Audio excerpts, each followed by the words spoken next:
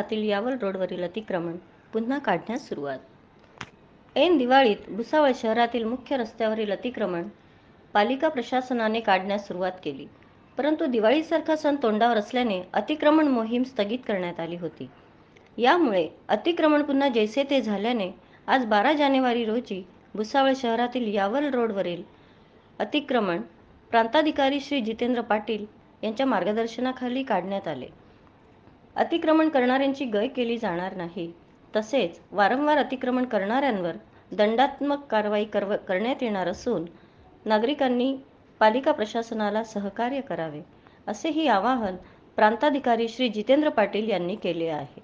भुसावळमध्ये पाणी पुरवठा, अतिक्रमण, अस्वच्छता हे मुख्य विषय आहेत आणि मी ते प्रशासक म्हणून कार्यभार हाती घेतल्यानंतर काही गोष्टी प्रदर्शन लक्षात आल्या, त्यावर आम्ही वर्कआउट केलेलं आहे. आज देखील आम्ही अतिक्रमण निर्माण जे आपण वारंवार नागरिकांना आवाहन करतो आहे की मुख्य रस्त्यावरून अतिक्रमण करू नका, त्यामुळे वाहतुकीचे कोंडी होते, अनेक अपघात झाले.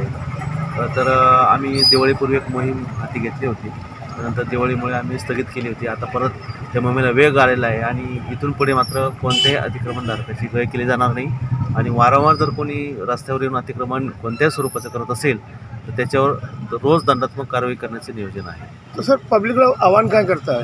मी सर्व नागरिकांना आवाहन करतो की एक तर फार मोठा स्वच्छतेचा प्रश्न आहे.